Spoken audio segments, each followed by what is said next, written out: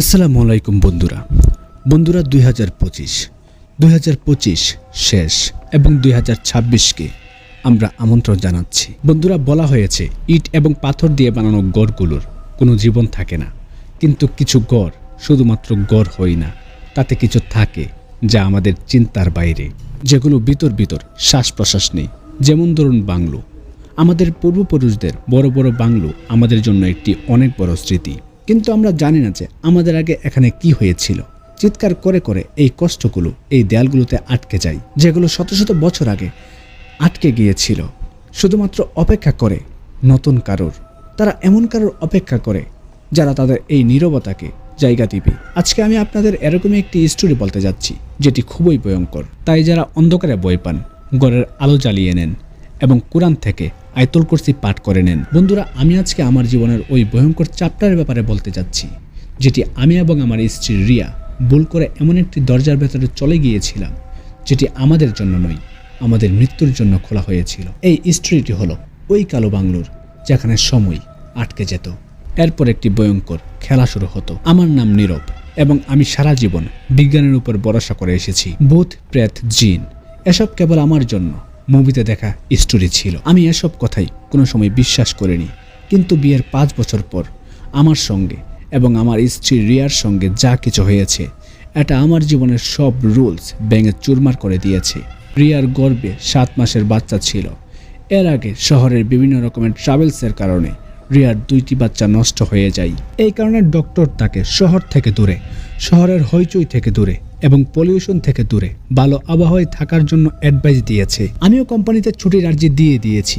তখন আমি 2 মাসের ছুটি পেয়ে যাই। এখন আমি চিন্তা করি এই সময়টুকু আমাদের গ্রামের বাড়ির বাংলোতে কাটানো যাক। এই ঘরটিকে আমরা বড় বাংলো বলে থাকতাম। বাংলোটি 10 বছর যাবৎ বন্ধ পড়ে আছে। ওই সময় আবহাওয়া খুবই খারাপ ছিল। ওই দিন বৃষ্টি অনেক বেশি হচ্ছিল, ঘন কালো মেঘ, আকাশের ভয়ঙ্কর ডাক এবং বাতাস অনেক বেশি ছিল। বাতাসের আওয়াজ এরকম ছিল যেন কেউ কান্না করছে। বাংলো শহর থেকে অনেক দূরে একটি জঙ্গলে ছিল। শহরের ট্রাফিক এবং অনেক বেশি বৃষ্টির কারণে আমাদের বাংলোতে পৌঁছাতে অনেক রাত হয়ে গিয়েছিল। সন্ধ্যা হতে হতে বৃষ্টি অনেকটা কমে গিয়েছিল, কিন্তু বৃষ্টি একেবারে বন্ধ হয়নি। আমরা বাংলোতে পৌঁছানোর পর গাড়ি থেকে সবকিছু নামিয়ে ফেলি, যে জিনিসগুলো আমাদের দরকার। সেখানে কেয়ারটেকার বানু দাদা আমাদের চাবি দেওয়ার জন্য অনেকক্ষণ যাবৎ সেখানে অপেক্ষা করছিল। আমি ওনার চেহারায় একটি অন্য রকমের টেনশন এবং বই দেখতে পাচ্ছিলাম। তিনি আমার হাতে চাবি দিয়ে বললেন যে, নীরব বাবা, এখানে থাকা কি অনেক জরুরি? মানে বাংলো 10 বছর যাবৎ বন্ধ আছে তো, তাই। এবং আমি তোমাকে যা যা বলেছিলাম ওইসব। তখন আমি কেবল মাথা নাড়াই। আমি বানু দাদাকে বলেছি এসব কেবল গল্প কথা। তখন তিনি বলেন যে, ভালো থেকো। ভয়ে বিধ্বস্ত হয়ে তিনি আশপাশ দেখছিল এবং কিছুটা নিরাশ হয়ে বলেন যে, যেমনটা আপনি চান, মাত্র এতটুকু মনে রাখবেন, রাত হয়ে গেলে, অন্ধকার হয়ে গেলে পেছনের দরজা খুলবেন না এবং ম্যাডামকে কোনো জায়গায় একা একা যেতে দিবেন না। আসলে বাংলো অনেক বেশি পুরনো হয়ে গেছে, তো হতে পারে কোনো রকমের বিষাক্ত প্রাণী বের হতে পারে। এই ব্যাপারটি আমি মাথায় নিই, কারণ এই বাংলো অনেক বছর যাবৎ বন্ধ আছে এবং তার কথাই সত্য। কেননা যে জায়গা অনেক বছর যাবৎ বন্ধ হয়ে আছে তার ব্যাপারে কি বলা যেতে পারে। তখন আমি তাকে হেসে হেসে বলছি, দাদা আপনি চিন্তা করবেন না, আমার এসব ব্যাপারে বই লাগে না, আমি আপনার কথাগুলো মাথায় রাখবো। দাদা কিছুই বলে না, শুধুমাত্র অদ্ভুতভাবে রিয়ার পেটের দিকে তাকিয়ে আছে। তারপর মাথা নামিয়ে সেখান থেকে চলে যান। আসলে আমি যখন এখানে আসার ব্যাপারে কিছুদিন আগে তাকে জানাই, তখন তিনি এই বাংলোর ব্যাপারে, ভূত প্রেতের ব্যাপারে আমাকে জানাই। তখন আমি তার কথা সম্পূর্ণ না শুনে তাকে একটু বকাচকা করছিলাম। আমার মাথায় ঢোকে না মানুষ এত তাড়াতাড়ি এই বিষয়গুলোর উপর কিভাবে বিশ্বাস করে। আমরা দুজন এই বাংলোতে প্রবেশ করি। ভিতরে হালকা পরিষ্কার ছিল, কিন্তু তারপরও অনেক জায়গাতেই ধুলাবালি ছিল এবং অনেক বাজে একটি গন্ধ আসছিল, যেন পুরনো কাপড় এবং বাসি পচা ফুলের গন্ধ ছিল। আমরা সেখানে গিয়ে আবার রুম পরিষ্কার করি এবং নিজেদের জন্য একটি রুম চয়েস করে নিই। আমরা ট্রাভেল করে অনেক দুর্বল হয়ে গেছি, তাই তাড়াতাড়ি করে ঘুমিয়ে যাই। কিন্তু রাতের ঠিক 3:30 বাজে আমার ঘুম হঠাৎ করে ভেঙে যায়। বুঝতে পারছিলাম না এটা কোনো আওয়াজ ছিল নাকি আমার মনের ভুল, কিন্তু আমি কোনো কিছুর অনুভব নিশ্চয়ই করেছিলাম। আমার যখন ঘুম ভাঙে তখন আমার রুম একেবারে নিস্তব্ধ ছিল, কিন্তু ঘুমের মধ্যে আমি অনুভব করছিলাম কেউ রুমের মধ্যে হাঁটছে। আমি ভেবেছিলাম হয়তো রিয়া হাঁটছে, এজন্য আমি আমার স্ত্রীর দিকে তাকাই, কিন্তু ওই সময় সে গভীর ঘুমে ছিল। সেখানে থাকা পানি খাই এবং চিন্তা করি হয়তো এটা আমার মনের ভুল। এরপর আবার ঘুমানোর চেষ্টা করি, কিন্তু তখনই আমার কানের কাছে একটি তালি বাজার শব্দ আসে। আমি সাথে সাথে উঠে বসি এবং রুমের চারদিকে দেখছিলাম, কিন্তু সেখানে কেউ ছিল না। রিয়া এখনও গভীর ঘুমে ছিল। আমি ধীরে ধীরে রিয়াকে জাগানোর চেষ্টা করি, কিন্তু রিয়া আমার কথা শুনতে পায়নি। সে গভীর ঘুমে ছিল। তার চেহারা দেখে মনে হচ্ছিল সে খুবই শান্তিতে ঘুমাচ্ছে। কিন্তু তখনই ওই রুমের এক কোণে রাখা একটি আলমারির দরজা ধীরে ধীরে খোলা শুরু হয়। এই আলমারির ভিতরে দুটি জ্বলজ্বল করা চোখ আমি দেখতে পাই। এই চোখ কোনো মানুষের ছিল না। এই চোখ বিড়ালের চোখের মতো চমকাচ্ছিল। মনে হচ্ছিল কোনো বিড়াল আলমারির ভিতরে ঢুকে বসে আছে। আমি সাহস করে আমার পাশে থাকা টেবিল থেকে একটি টর্চ নেই এবং ওই আলমারির দিকে আলো দেই, কিন্তু সেখানে কেউ ছিল না। আলমারির ভিতর কেউ ছিল না। এখন আমি নিজেকে বুঝাচ্ছিলাম হয়তো বাতাস এসে দরজাটি খুলে দিয়েছে এবং আশেপাশে কোনো বিড়াল হবে, যেটি এখন চলে গিয়েছে। এখন আমি আবার বিছানায় বসে পড়ি। তখন আমি দেখতে পাই রিয়া ঘুমিয়ে ঘুমিয়ে হাসছে। ওই হাসি এটা রিয়ার হাসি ছিল না। এই হাসি ভয়ঙ্কর এবং বই পাইয়ে দেওয়া হাসি ছিল। আমি রিয়াকে আবার ডাকি, রিয়া রিয়া, কোনো স্বপ্ন দেখছো নাকি? তখন রিয়া ঘুম থেকে জেগে যায় এবং সে আমাকে দেখছিল। তার মুখ দিয়ে কোনো শব্দ বের হচ্ছিল না। সে আমাকে জিজ্ঞাসা করে, কি হয়েছে নীরব, কি হয়েছে? তার কথা শুনে এবং তার চেহারা দেখে এটা আমি নিশ্চিত হয়ে গিয়েছি। যা কিছু আমি অনুভব করেছি এ ব্যাপারে সে কিছুই জানে না। আমি ওর মাথায় হাত দিয়ে বলি, না কিছু না, আমি ভেবেছিলাম তুমি জেগে আছো, তাই সব কিছু ঠিক আছে, তুমি ঘুমিয়ে যাও। আমি কিছুক্ষণ এভাবেই বসে থাকি। এরপর আমি সিগারেট এবং লাইটার নিয়ে বাইরে বারান্দায় চলে যাই। আমি সিগারেট খেয়ে জ্বলন্ত সিগারেট আমি বাইরে ফেলে দিই এবং যখন আমি যাওয়ার জন্য পেছন ফিরি তখনই আমি ওই হাতের আওয়াজ শুনতে পাই। আমি সাথে সাথে পিছনে ফিরে দেখি, সব জায়গায় চেক করি, কিন্তু সেখানে কিছুই ছিল না। আমি এই ব্যাপারটি বেশি একটা পাত্তা না দিয়ে ভিতরে চলে যাই। পরের 2-3 দিন যাবৎ সব কিছু ঠিক ছিল, কিন্তু একটি ব্যাপার যেটি আমি খুবই অনুভব করছিলাম সেটি খুবই অদ্ভুত ছিল। দিন দিন রিয়ার ব্যবহার পাল্টে যাচ্ছিল। সে প্রায় সময় ঘরের পিছনে গিয়ে কোনো জিনিসকে দেখতে থাকতো। কোনো সময় এখানে গিয়ে দাঁড়িয়ে যেত। যখন আমি তাকে বাড়িতে পেতাম না তখন আমি সম্পূর্ণ বাড়ি তন্ন তন্ন করে খুঁজে আমি সেখানে গিয়ে তাকে পেতাম। আমি 2-3 বার তাকে জিজ্ঞাসা করি, তুমি এখানে কি করছো? কিন্তু সে আমাকে এই প্রশ্নের কোনো উত্তর দেয়নি। দেখতে দেখতে পরের 6 দিন পরে সে একেবারে শান্ত হয়ে গেছে। ওই দিন সে সারাদিন মন খারাপ করে বসেছিল। সে আমার সাথে বেশি একটা কথা বলেনি। আমি তাকে কিছু জিজ্ঞাসা করলে সে মাথা নাড়িয়ে তার জবাব দিয়ে দিত। সন্ধ্যায় যখন আমরা দুজনের জন্য আমি চা বানাচ্ছিলাম তখন রিয়া আমার কাছে চলে আসে। সে আমার দিকে না তাকিয়ে বলে, নীরব, ওই মহিলাটি আমাকে ডাকছে। আমি যখন তাকে দেখি তখন আমি দেখতে পাই সে দেয়ালকে দেখছে। আমি রিয়াকে জিজ্ঞাসা করি, কোন মহিলা? রিয়া জানালার বাইরে একটি গাছের দিকে ইশারা করে। সে সবুজ রঙের কিছু পরে আছে। সে কিছু চায়, হয়তো সে কোনো কিছুর জন্য খুবই কষ্টে আছে কিংবা তার কোনো কামনা বাসনা আছে। আমি বাইরে দেখি, কিন্তু সেখানে কেউ ছিল না। তখন আমি মজা করে বলি, সে যদি কোনো কিছু চায় তাহলে দিয়ে দাও, কোনো ভিক্ষুক কিংবা গরিব মহিলা হবে। তখন সে আমার কাঁধে হাত রাখে। আমার মনে হয়েছে তার শরীর বরফের মতো ঠান্ডা। আমি তাকে রুমে এনে বসাই, তাকে চায়ের কাপ দিই এবং টিভি চালিয়ে দিই যাতে সে সব কিছু ভুলে যায়। কিন্তু আমি যে কথা মজায় মজায় বলেছিলাম তার কি সাইড ইফেক্ট হবে তার অনুমান আমার একেবারে ছিল না। এরকমভাবে আরও কিছুদিন চলে গিয়েছিল। একটি জানালাতে আওয়াজ হচ্ছিল এবং কারেন্ট চলে গিয়েছিল। রাতের 3টে বেজে গিয়েছিল। আমাদের দুজনের ঘুম আসছিল না। আমরা দুজন হলে মোমবাতির আলোতে বসেছিলাম। কিছুক্ষণ পরে রিয়া সেখান থেকে ওয়াশরুমে চলে যায়। অনেক দেরি হয়ে গিয়েছিল, কিন্তু রিয়া ফিরে আসেনি। এই কারণে আমি উঠে ওয়াশরুমের কাছে চলে যাই এবং আমি তাকে ডাকছিলাম। 3-4 বার ডাকার পরও আমি কোনো আওয়াজ পাইনি।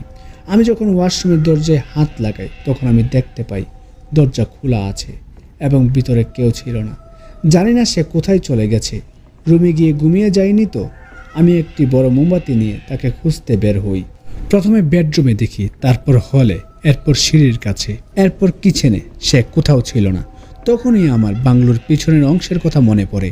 আমি সেখানে গিয়ে চেক করি, কিন্তু সে সেখানেও ছিল না। এবং যখন আমি সেখান থেকে চলে যাচ্ছিলাম তখন আমি বেসমেন্টের দরজার ভেতর থেকে একটি আওয়াজ শুনতে পাই।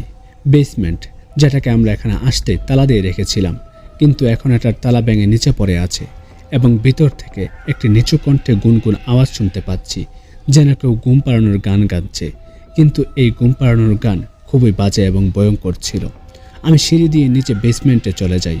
অন্ধকার ছিল। আমার মোমবাতির আলো হালকা হালকা কাঁপছিল। নিচে যাওয়ার পর দেখতে পাই বেসমেন্টের মাঝখানে একটি চেয়ার রয়েছে এবং ওই চেয়ারে রিয়া বসে আছে, কিন্তু তার শরীরে ওই কাপড় ছিল না যে কাপড় সে সন্ধ্যায় পরেছিল। এটা অন্যরকম কাপড় ছিল। সে সবুজ কালারের একটি পুরনো কাপড় পরে রেখেছিল। মোমবাতির আগুন খুবই স্পিডে কাজ করছে, যেন বাতাস হচ্ছে, কিন্তু সেখানে একটুও বাতাস ছিল না। আমি মোমবাতির আগুন হাতের মাধ্যমে আটকিয়ে তার দিকে যাচ্ছিলাম। রিয়ার পিঠ ওই সময় আমার দিকে ছিল। তার চুল খোলা ছিল, যেটি চেয়ারের পেছনে দুলছিল। আমি হালকা বই পেয়ে রিয়াকে ডাকছিলাম, রিয়া তুমি এখানে কি করছো, উপরে চলো। রিয়া আমার কথার কোনো উত্তর দেয়নি। সে কেবল ঘুম পাড়ানোর গান গাচ্ছিল। আমি আরও কাছে যাই এবং তার কাঁধে হাত রাখি। আমি রিয়াকে বলি, উপরে চলো, তুমি এখানে বাতাসে অসুস্থ হয়ে যাবে। যখনই আমি তার কাঁধে হাত রাখি, সে হঠাৎ করে মাথা আমার দিকে করে। ওই সময় আমি তার চেহারা দেখে চিৎকার করে উঠি। আমি বই পেয়ে হটচট করে পিছনে চলে যাই। এটা রিয়ার চেহারা ছিল, কিন্তু দেখতে একেবারে রিয়ার মতো নই। তার চোখের নিচে ভয়ঙ্কর কালো দাগ ছিল, রং কালো হয়ে গিয়েছিল এবং তার চেহারায় ওই ভয়ঙ্কর হাসি ছিল। কান পর্যন্ত তার হাসির কারণে ঠোঁট চলে গিয়েছিল এবং তার চেহারায় একটি অদ্ভুত রকমের খুশি ছিল। সে রিয়ার আওয়াজে নয়, বরং একটি ভারী আওয়াজে কথা বলছিল। সে আমাকে বলছিল, নীরব, রিয়া ঘুমিয়ে গেছে, নীরব, রিয়া ঘুমিয়ে গেছে। সে দুই হাত আমার কানের কাছে আনে এবং তালি বাজায়। ওই সময় আমার হাতের মোমবাতি নিভে যায়। মোমবাতি নিভার সাথে সাথে বেসমেন্টে ঘন কালো অন্ধকার চলে আসে। এই অন্ধকার এতটা বেশি ছিল যে আমি নিজের হাত পর্যন্ত দেখতে পাচ্ছিলাম না। এখানে ঘন কালো অন্ধকার ছিল, কিন্তু আমি অনুভব করতে পারছিলাম হয়তো ওই জিনিসগুলো যেগুলো তার ভিতরে ছিল। যা কিছু ছিল না কেন, সে একেবারে আমার কাছে দাঁড়িয়েছিল। তার শ্বাস প্রশ্বাস আমার চেহারায় এসে বাড়ি খাচ্ছিল। আমি জেব থেকে লাইটার বের করি। আমার হাত কাজ করা বন্ধ করে দিয়েছিল।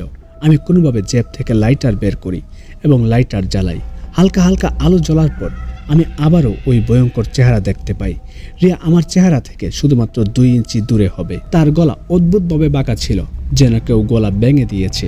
তার ওই ভয়ঙ্কর হাসি এখনও তার চেহারায় ছিল। তার চোখের মণি উধাও হয়ে গিয়েছিল, শুধুমাত্র সাদা সাদা চোখ ছিল। সে তার 2 হাত তুলে, তার হাত অদ্ভুতভাবে মোড়ানো ছিল। সে আমার গলা চেপে ধরে।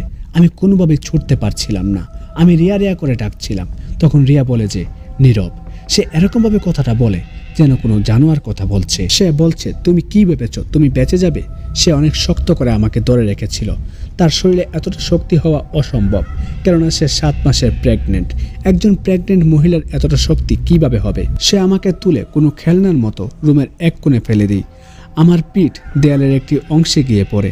আমার শরীরে খুবই ব্যথা হচ্ছিল। এখন আমার লাইটার অনেক দূরে গিয়ে পড়ে। এখানে অনেক অন্ধকার ছিল, কিন্তু এই অন্ধকারে আমি একটি আওয়াজ শুনতে পাই। সে তালি বাজাচ্ছিল এবং ওই তালির সাথে সাথে সে আমার কাছে আসছিল। সে আমাকে বই দেখাচ্ছিল। সে আমার সঙ্গে খেলছিল। আমি নিচে পড়ে পড়ে সিঁড়ির দিকে যাচ্ছিলাম। আমি চিৎকার করে করে বলছিলাম, রিয়া, রিয়া, তুমি তোমার বসে আসো, এটা আমি নীরব, তোমার স্বামী। তখনই কেউ আমার পায়ে ধরে ফেলে এবং নিচের দিকে টানে এবং আবার আমি নিচে পড়ে যাই। সে আমাকে অন্ধকারের দিকে নিয়ে যাচ্ছিল। আমি তাকে বলছিলাম, আমাকে ছাড়, আমাকে ছাড়। আমি আমার পুরো শক্তি দিয়ে চিৎকার করছিলাম। আমি আমার একটি পা দিয়ে তার চেহারায় মারি। তখন তার একটি হাত হালকা ডিলে হয়ে যায়। তখন আমি সুযোগ পেয়ে সেখান থেকে পালিয়ে যাই। আমি বেসমেন্ট থেকে বের হয়ে বেসমেন্টের দরজা বন্ধ করে দিই। আমি কোনো রকমের দরজা বন্ধ করে আমি হলের দিকে পালিয়ে যাই। ভিতর থেকে দরজায় বড় বড় ধাক্কা দিচ্ছিল। তার আওয়াজ, আমার হার্টবিট বেড়ে গিয়েছিল। আমি চিন্তা করছিলাম সে দরজা না ভেঙে ফেলে। ওই আওয়াজের সাথে সাথে ওই হাসি খুবই ভয়ঙ্কর ছিল। আমি আমার কান বন্ধ করে নিয়েছি। তখনই আমি ওই আওয়াজ হালকা হালকা অন্যরকম শুনতে পাই। আমি রিয়ার চিৎকার শুনতে পাচ্ছিলাম। সে বলছিল, নীরব, নীরব, দরজা খোলো, দরজা খোলো। সে চিৎকার করে করে বলছিল, আমার এখানে বই লাগছে নীরব, আমাকে এখান থেকে বের করো। এটা রিয়ার আওয়াজ ছিল। আওয়াজটা এরকম ছিল যেন সে বই পেয়ে আছে। এখন একটা ভূত নাটক করছে নাকি সত্যি সত্যি ভূত চলে গেছে, আমি কিছুই বুঝতে পারছিলাম না। তখনই সবকিছু নর্মাল হয়ে যায়। এখন দরজার ধাক্কা বন্ধ হয়ে গিয়েছে, আওয়াজ বন্ধ হয়ে গেছে, সব কিছু নর্মাল হয়ে গেছে। কিন্তু তারপরও আমি দরজা খুলিনি। আমি চিন্তা করছিলাম হয়তো রিয়ার মাথায় কোনো সমস্যা হয়েছে। আমি পুরো রাত হাতে একটি রড নিয়ে ওই বেসমেন্টের পাশে বসে আছি। সকাল হওয়ার সাথে সাথে সূর্য জানালা দিয়ে ভিতরে আসে। সূর্যের আলো দেখে আমি হালকা একটু সাহস পাই শরীরে। আমি ধীরে ধীরে বেসমেন্টের দরজা খুলি। আমি দেখতে পাই রিয়া বেসমেন্টের সিঁড়িতে অজ্ঞান হয়ে পড়ে আছে। আমি রিয়াকে ডাকছিলাম, রিয়া রিয়া। সে ওই সবুজ রঙের কাপড় পরে আছে যেটি এখন ধুলি ময়লায় ভরা ছিল। আমি তাকে উঠিয়ে বেডরুমে নিয়ে আসি। যখন তার জ্ঞান ফিরে তখন তার কিছুই মনে ছিল না। সে আমাকে জিজ্ঞাসা করছে তার শরীরে এতটা ব্যথা কেন এবং তার শরীরে এই কাপড় কেন। আমি তাকে সত্য কথা বলিনি, তাকে একটি মিথ্যে কথা বলে দিয়েছি। তাকে বলি যে সে রাতে ঘুমের মধ্যে চলছিল এবং ভুল করে বেসমেন্টে পড়ে গিয়েছিল, যার কারণে তার শরীরে ময়লা কাপড় চলে এসেছে। এবং আমি যখন তার পায়ে ওষুধ লাগাচ্ছিলাম তখন আমি একটি ব্যাপার নোটিশ করি। আমি তার পায়ে একটি জ্বলন্ত চিহ্ন দেখতে পাই। এই চিহ্ন কোনো আগুনের নয়, এই চিহ্নটি হচ্ছে কোনো আঙুলের, যেন কোনো মানুষ জ্বলন্ত হাতে তাকে ধরেছে। আমি এখন কোনো রিস্ক নিতে যাচ্ছিলাম না, আমার এখন সাহায্যের দরকার। আমি সাথে সাথে বানুদাদাকে ফোন করি এবং বাংলোতে ডাকি। বানুদাদা যখন রিয়াকে দেখে তখন যেন তার চোখ নড়ছেই না। রিয়ার অবস্থা দেখে যেন সে কোনো কিছু বুঝে গিয়েছিল। সে সাথে সাথে আমাকে বাড়ির বাইরে নিয়ে যায়। তিনি বলেন যে, নীরব বাবা, আমি তোমাকে আগেই মানা করেছিলাম, সব কিছুই আমি তোমাকে জানিয়েছিলাম। আমি তোমাকে বলেছিলাম এই ঘর অভিশপ্ত, এই বাংলো অভিশপ্ত, কিন্তু তুমি আমার কোনো কথাই শোনোনি। এই অভিশপ্ত কথা শুনে আমি কোনো কিছুই বুঝতে পারছিলাম না। অভিশপ্ত? কী ধরনের অভিশপ্ত? আমার কথা শুনে মাথা নাড়িয়ে বলে, এই বাংলো কোনো এক সময় সরোজনা নামের একজন মহিলার ছিল। আমি এটার পিছনের ইতিহাস ভালোভাবে জানি না। আমি ছোটবেলায় যতটুকু শুনেছি বাস ততটুকুই জানি। আজ থেকে প্রায় 60 বছর আগে সরোজনা নামের একজন মহিলা এখানে বসবাস করত। সে তার ধনসম্পদ বাঁচানোর জন্য সে একজন পাগলকে বিয়ে করে নেয়, কিন্তু তার কোনো সন্তান ছিল না। এই ব্যাপারে বিভিন্ন মানুষ বিভিন্ন কথা বলতো। মানুষ তাকে এতটা ঘৃণা করত যে মানুষ তার বাংলোতে আসা পর্যন্ত ছেড়ে দিয়েছে। তিনি এতটা বড় বাংলোর মালিক ছিল, তাহলে তিনি এই কথা কিভাবে শুনতেন, এই তিরস্কার কিভাবে সহ্য করত? এবং পাগলামি এক পর্যায়ে তাকে কালো জাদু পর্যন্ত নিয়ে যায়। সে শয়তানকে খুশি করার জন্য সে তার প্রতিবেশীর 7 দিনের বাচ্চাকে বলি দিয়ে দেয়। এরপর সে প্রতিজ্ঞা করে সে তার পেটকে শয়তানের পেট বানিয়ে ফেলবে। বানুদাদার এই কথাগুলো শুনে আমার শরীরের পশম দাঁড়িয়ে যায়, আমার শরীরে ঘাম চলে আসে। এরপর বানুদাদা বলে যে, নীরব বাবা, যখন গ্রামবাসী এসব জানতে পারে তখন গ্রামবাসী তাকে মারতে চলে আসে। কিন্তু গ্রামবাসী আসার আগে রাতের প্রায় 3:30 বাজে সে সামনের গাছে নিজের গলায় দড়ি দিয়ে মারা যায় এবং মৃত্যুর আগে সে অভিশাপ দেয়, যে মহিলা এই বাংলোতে এসে গর্ভবতী কিংবা প্রেগনেন্ট মহিলা এই বাংলোতে আসবে সে কখনো বাচ্চার সুখ অনুভব করতে পারবে না। তাকে তার বাচ্চা শয়তানের কাছে বলি দিতে হবে এবং যে যে কালো জাদু সে করেছিল সেই সবগুলোই সে বেসমেন্টের ভিতরে করেছিল। এখন সত্য কি আমি জানি না, কিন্তু আমি ছোটবেলা থেকে এসব শুনেই বড় হয়েছি। এখন দাদার সব কথা শুনে আমি কিছু কিছু বিষয় মিলাতে শুরু করি, যেগুলো আমার সাথে এবং আমার স্ত্রীর সাথে হয়েছে। আমার স্ত্রী 7 মাসের গর্ভবতী ছিল এবং এখন সরোজনার ভূত আমার স্ত্রীর ভিতর ছিল এবং হয়তো আমি ভুলবশত আমার স্ত্রীর ভিতরে আসার পারমিশনও দিয়ে দিয়েছি। এসব শুনে এসব দেখে তারপর আমার বিশ্বাস করতে কষ্ট হচ্ছে। এই ব্যাপারে পুলিশ কিংবা ডাক্তারও আমার সাহায্য করতে পারবে না। আমার এমন কাউকে দরকার ছিল যে একজন ডাক্তার এবং এসব শক্তির ব্যাপারে জানে। আমি একটু খোঁজাখুঁজির পরে আমার বন্ধু আমাকে ঢাকার একজন বিখ্যাত প্যারানর্মাল ইনভেস্টিগেটরের ব্যাপারে বলে। এই লোকের নাম বলা যাবে না, তার নাম বাদে আমি সম্পূর্ণ কাহিনী বলছি। আমার বন্ধুর সঙ্গে কথা বলার পর আমি বুঝতে পারি এর আগেও এই লোকটি এরকম অনেক কেস সমাধান করেছে। তাই আমি তাকে সাথে সাথে কল করি এবং এখানে সব সমস্যা খুলে বলি।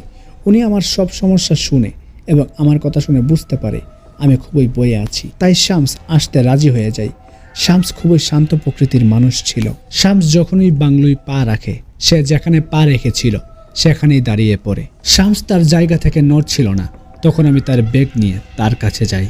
তখন সে আমার হাত ধরে নেয় এবং বলে এটা খুবই শক্তিশালী, এজন্য সে রিয়াকে ছাড়ছে না। শামস সেখানেই দাঁড়িয়ে আশপাশ দেখছিল। এরপর আমরা ভেতরে চলে যাই। রিয়া রুমে চুপচাপ ঘুমাচ্ছিল। শামস বাংলোর ভেতরে ঢুকে তার ব্যাগ থেকে কিছু জিনিসপত্র বের করে, থার্মাল ক্যামেরা, ভয়েস রেকর্ডার এবং অদ্ভুত দেখতে মিটার। এরপর তিনি বাড়ির সব জায়গায় ক্যামেরা লাগিয়ে দিই। আমরা খাবার খেতে বসে যাই। ওই দিন রাতে বানুদাদাকেও এখানে থাকতে রাজি করে নিয়েছিলাম এবং বানুদাদা এবং শামসের কথা মতো তারা যেভাবে বলেছিল ওই রকম খাবার বানিয়ে টেবিলে রেখে দিয়েছি এবং একদিকে কাঁচা মাছ রেখে দিয়েছিলাম। যখনই মাছ টেবিলে রাখি তখনই রিয়া নিজে নিজে রুম থেকে নিচে চলে আসে। রিয়া খুবই শান্ত ছিল, হয়তোবা একটু বেশি শান্ত ছিল। আমি রিয়াকে শামসের সঙ্গে দেখা করিয়ে দিই। আমি তাকে আমার বন্ধু বলে পরিচয় দিই। রিয়া শান্তভাবে তাকে দেখে চেয়ারে বসে যায়। শামস রিয়াকে জিজ্ঞাসা করে রিয়া কেমন লাগছে। তখন রিয়া অদ্ভুতভাবে বলছে অনেক ভুখ লেগেছে। রিয়া অদ্ভুতভাবে খাচ্ছিল এবং সে কাঁচা মাছ খাচ্ছিল। শামস ইচ্ছে করে সেখানে কাঁচা মাছ রেখেছিল। তার খাওয়া এরকম ছিল যেন কোনো জানোয়ার খাচ্ছে। শামস তার শার্টের পকেট থেকে একটি দাতু বের করে এবং এটা আমাদের সবার সামনে টেবিলে রেখে দেয়। এটা কোনো রকেটের মতো ছিল। রিয়ার হাত হঠাৎ করে দাঁড়িয়ে যায়। তার চেহারায় ওই ভয়ঙ্কর হাসি ছিল যেটি আমি বেসমেন্টে দেখেছিলাম। ধীরে ধীরে সে শামসের দিকে তাকায় এবং তার মাথা টেরা করে টেবিলের উপরে থাকা একটি জার নিচে পড়ে যায়। রিয়া তার হাতের মাধ্যমে চেহারায় লাগানো রক্ত মুছে এবং তার চেয়ার পেছনে করে এবং সে আমার দিকে তাকিয়ে বলে, তুই তাকে ডেকেছিস? তুই তাকে কেন ডেকেছিস? এখন অনেক বড় দাওয়াত হবে, অনেক বড় দাওয়াত, অনেক বছরের বুক শেষ করতে হবে। হঠাৎ করে পুরো বাংলোর বাতি নিভে যায়, যেন কেউ আলো খেয়ে ফেলেছে। আলো নিবার পর এই বাংলোর প্রত্যেকটি কোণা থেকে তালি বাজার আওয়াজ শুনতে পাচ্ছিলাম। শুধুমাত্র এক জায়গা থেকে আসেনি, হল থেকে, কিচেন থেকে, রুম থেকে, আমাদের কানের পাশ থেকে, সব জায়গা থেকে আওয়াজ আসছিল। তার মানে সে একা ছিল না, অনেকগুলো ছিল। তাদের এই তালির আওয়াজ শুনে আমাদের কারোর হুঁশ ছিল না। শামস তাড়াতাড়ি করে তার পকেট থেকে একটি টর্চ বের করে এবং আলো জ্বালাই। চেয়ার খালি ছিল, রিয়া নিজের জায়গায় ছিল না। আমি চিৎকার করি রিয়া রিয়া বলে। শামস তার পকেট থেকে ইএমএফ মিটার বের করে। এই মেশিন খুবই দ্রুত আওয়াজ করছিল এবং লাল বাতি জ্বলছিল, নিভছিল। বানু দাদা আমাদের পাশেই দাঁড়িয়েছিল। শামস মিটারকে উপরের সিঁড়ির দিকে করে। শামস বলছে সে উপরে গেছে। আমরা দৌড়ে সিঁড়ি দিয়ে উপরে চলে যাই। আমরা যখনই প্রথম ফ্লোরে যাই আমরা একটি বাচ্চার আওয়াজ শুনতে পাই, কিন্তু এই বাড়িতে কোনো বাচ্চা ছিল না। আমার এবং রিয়ার বাচ্চা এখনো জন্মই নেয়নি। এই বাচ্চার আওয়াজ ওই রুম থেকে আসছিল যেখানে আমরা নার্সারি, মানে বাচ্চা আসার পর যে জায়গাটি আমরা সুন্দর করে রেখেছিলাম। উপরে পৌঁছানোর পর শামস আমাকে এবং বানুদাতাকে পেছনে থাকার নির্দেশ দেয়। তিনি ধীরে ধীরে সামনের দরজা ভেতরের দিকে ধাক্কা দেয়। ভেতরের দৃশ্য দেখে আমার মাথা পুরোই ঘুরে যায়। বানুদাদা ভেতর দেখে অনেক ভয় পেয়ে গিয়েছিল। সে কেবল কোরআন তেলাওয়াত এবং আয়াতুল কুরসি পড়ছিল, কেননা রিয়া রুমের মাঝখানে দাঁড়িয়ে ছিল এবং তার পা মাটিতে ছিল না, সে হাওয়াতে ছিল। সে মাটি থেকে প্রায় 1 ফুট উপরে ছিল। তার মুখ ছাদের দিকে ছিল। তার শরীর জ্বলে আছে যেন সে একটি পুতুল। তার চারপাশে বিভিন্ন ধরনের খেলনা, পুতুল এবং একটি রকিং চেয়ার রয়েছে যেটা নিজে নিজে নড়ছে। শামস বিভিন্ন ধরনের দোয়া দুরূদ পড়ছিল এবং সুরজনাকে বলছিল, এই মেয়েকে ছেড়ে দে, এই মেয়ে তোর কি ক্ষতি করেছে? এই মেয়ে তোর কোনো ক্ষতি করেনি। রিয়া সাথে সাথে নিচের দিকে শামসের দিকে তাকাই এবং বলছে, 50 বছর যাবৎ আমি এই সময়টার অপেক্ষা করেছি। তখনই তার হাত নাড়াই এবং শামসের দিকে একটি আলমারি চলে আসে। বানু দাদা তাড়াতাড়ি করে শামসকে ধাক্কা দেয় এবং আলমারিটি দেয়ালের সঙ্গে গিয়ে ধাক্কা লাগে। আলমারিটির সঙ্গে সঙ্গে চুরমার হয়ে যায় ভেঙে। শামস আমাকে বলছিল, নীরব নীরব ক্যামেরা নিয়ে আই। আমি তাড়াতাড়ি করে তার ব্যাগ থেকে একটি পুরনো ফ্ল্যাশ ক্যামেরা নিয়ে আসি এবং তার হাতে দিই। শামস ক্যামেরা দিয়ে রিয়ার কিছু ছবি তুলে। একের পর এক ফ্ল্যাশ হচ্ছিল এবং একটি আলো জ্বলে এবং এই আলোতে আমরা ভয়ঙ্কর কিছু দেখতে পাই। রিয়া একা ছিল না, তার সাথে আরো একজন ছিল, যেন কোনো শয়তান রিয়ার উপর বসে আছে এবং তার কালো হাত রিয়ার পেটে রাখা আছে, যেন রিয়া এবং রিয়ার বাচ্চার উপর পুরো কবজা করে রেখেছে সে। এই দৃশ্য দেখে আমি ভয়ঙ্করভাবে চিৎকার করি। আমি বলছিলাম সে রিয়াকে মেরে ফেলবে। আমি রিয়ার পা ধরার জন্য যাই, কিন্তু আমি যখনই রিয়াকে স্পর্শ করি তখনই আমি একটি ঝাটকা খাই। আমি এরকমভাবে শক খাই যেন আমি কোনো কারেন্ট ধরে নিয়েছিলাম। শক খাওয়ার সাথে সাথে আমি দূরে গিয়ে পড়ি এবং রিয়া উপর থেকে নিচে পড়ে যাই। হাঁটুর মাধ্যমে বসে যাই। সেখানে সে মাটিতে একটি কেচি নিয়ে নেই। রিয়া এই কেচি তার পেটের দিকে করে রেখেছে। সে তার বাচ্চাকে মারতে চাচ্ছিল। সরোজনা ওই বাচ্চাকে বাইরে বের করতে চাচ্ছিল, যেন রিয়ার জীবন চলে গেলে তার কিছুই যায় আসে না। হয়তোবা সে আমাদের বই দেখাচ্ছিল। আমি, শামস এবং বানুদাদা তিনজন তার উপর হামলা করি। হামলা বলা যাবে না, আমরা রিয়াকে বাঁচানোর চেষ্টা করছিলাম, কিন্তু রিয়ার শরীরে 10 জন পুরুষের সমান শক্তি ছিল। সে লাথিঘুষি মারছিল, সে জানোয়ারদের মতো আওয়াজ করছিল। অনেক কষ্টে আমরা তার হাত থেকে কেচিটি নিয়ে নিই, তাই সে কিছুই করতে পারেনি। এরপর আমরা একটি চাদর দিয়ে তাকে বেঁধে দিই। শামস সাথে সাথে রিয়ার মাথায় হাত রাখে। হাত রাখার সাথে সাথে রিয়ার চোখ উল্টে যায়। তার চোখ সাদা সাদা হয়ে যায়, যেন সে সরোজনার অতীতে চলে গিয়েছে। শামস বলছে পেছনে থাকা গাছে আজই 7 জন্য রিয়াকে মারতে চাইবে এবং রিয়াকে মারা হবে 3:30 মিনিটে। সরোজনাও এভাবে আত্মহত্যা করেছিল। হয়তো এই জন্যই সে চাইছিল রিয়াও এভাবেই আত্মহত্যা করুক, যাতে তাদের আত্মা একজন আরেকজনের সাথে মিলে যায়। আমি ঘড়ির দিকে দেখি রাতের 2:30 মিনিট ছিল। তার মানে আমাদের কাছে 1 ঘন্টা ছিল। আমি শামসকে বলছি তাকে আমাদের হসপিটালে নিয়ে যেতে হবে, রিয়ার অবস্থা দেখো, সে এখানে মারা যাবে। তখন শামস আমার হাত ধরে বলে, না না নীরব, আমরা তাকে এই বাংলো থেকে বের করতে পারবো না। যদি আমরা রিয়াকে এই বাংলো থেকে বের করার চেষ্টা করি তাহলে সে রিয়াকে সাথে সাথে মেরে ফেলবে। তার আত্মা রিয়ার শরীরের সাথে একেবারে বেঁধে আছে। আমাদের এখনই কিছু করতে হবে। আমি শামসকে বলি, তুমি কোনো হুজুর নই, তাহলে তুমি কি করবে? তখন বানুদাদা আমাদের বলে যে তাকে হারানো যাবে না, তাকে একমাত্র স্মৃতির মাধ্যমে হারাতে হবে। এই ভূত প্রেত নিজের অতীতে হওয়া ভুলকে অনেক বেশি ভয় পাই। সে যে ভুল করেছে এই ভুলগুলো সামনে আনো, তাহলে সে দূরে চলে যাবে। এবং রিয়ার ইচ্ছা শক্তিকে বাড়াতে হবে। তোমাকে তার সাথে কথা বলতে হবে, তোমার তাকে মনে করিয়ে দিতে হবে সে মা হতে যাচ্ছে। তাদের কথা মতো আমি রাজি হয়ে যাই। আমরা রিয়াকে ঘরের মধ্যে একটি শক্ত চেয়ারে বেঁধে রেখেছি। শামস চারদিকে লবণ দিয়ে দিয়েছে এবং আশেপাশে দোয়া দুরুদ পরে পানিতে ফু দিয়ে পানি ছিটিয়ে দিই। রিয়া চেয়ারে ছটফট করছিল। তার চেহারা এখন পুরোপুরিভাবে বদলে গিয়েছিল। তার শরীর, তার চেহারা কালো হয়ে গিয়েছিল। আমরা বাড়ির চারদিকে যখন পানি ফেলছিলাম তখন সে আমার দিকে তাকায় এবং নিচে থুতু ফেলে। সে বলছিল, নীরব, তুমি আমাকে বাঁচাবে। এই কথা বলে সে বই দেখানো হাসি হাসছিল। তুমি তো নিজেই বইতে আছো। তখনই বাইরে কুকুর কান্নার মতো চিৎকার করছিল। অনেকগুলো কুকুর একসাথে কান্না করছিল এবং ঘরের চারদিকের কাজ এক এক করে ভেঙে যাচ্ছিল। রিয়ার ভিতরে যে আত্মা ছিল এটা আমাদের বই দেখানোর সম্পূর্ণ চেষ্টা করছিল। শেষ পর্যন্ত শামস তার জেব থেকে কিছু একটা বের করে এবং একটি দোয়া জুড়ে জুড়ে পড়া শুরু করে। এখন রিয়া জুড়ে জুড়ে চিৎকার করছিল, চিৎকার করে করে হাসছিল। এতটা বেশি চিৎকার করছিল যেন ভূমিকম্প চলে এসেছে। সে তার মাথা পিছনে করে একটি বড় চিৎকার করে, এতটা বড় চিৎকার করে যে হলে থাকা জমুর নিচে পড়ে যায়। কাঁচের টুকরো আমাদের চারদিকে পড়ে আছে। তখন রিয়া বলে যে সে আসছে, দেখো সে আসছে। তখন আমরা দেখতে পাই হলের এক কোণে যেখানে সবচেয়ে বেশি অন্ধকার ছিল সেখান থেকে মাটি বের হচ্ছিল। ফ্লোর ফেটে গিয়েছিল। এই ফাটা ফ্লোর দিয়ে একটি কালো হাত বের হচ্ছিল, যেন কেউ কবর থেকে বাইরে বের হচ্ছিল। আমি শামসকে বলছিলাম, শামস আমাদের সময় অনেক কম। তখন চোখ খুলে এবং আমার দিকে তাকাই, যেন সে কোনো কিছু বুঝে গিয়েছে। সে আমাকে বলে, নীরব, রিয়ার হাত ধরে রাখো, কোনোভাবে হাত ছাড়বে না। যা কোনো কিছুই হয়ে যাক না কেন, যা কিছুই দেখো না কেন, বই পাওয়া যাবে না। আমরা কাঁপতে কাঁপতে রিয়ার নীল পড়ে যাওয়া হাত ধরি। তখনই ঘড়িতে 3 বার ঘন্টা বাজে। 3টে বেজে গিয়েছিল। এখন শেষ সময় শুরু হয়ে গিয়েছিল। ওই আওয়াজের সাথে সাথে সব কিছু একেবারে শান্ত হয়ে গিয়েছিল। সব ঠিক একেবারে শান্ত ছিল, কোনো আওয়াজ ছিল না। ওই হাতও গায়েব হয়ে গিয়েছিল। রিয়াও শান্তিতে চেয়ারে বসেছিল। রিয়া অজ্ঞান ছিল। যদি কোনো কিছু শোনা যাচ্ছিল সেটি হলো ঘড়ির টিকটিক আওয়াজ। এই আওয়াজ ছিল যেটি পুরো হলে শোনা যাচ্ছিল। আমার পুরো নজর রিয়ার দিকে ছিল। সে কোনো দোয়া পড়ছিল এবং আমি বারবার রিয়ার দিকে, বানুদাদার দিকে এবং ঘড়ির দিকে দেখছিলাম।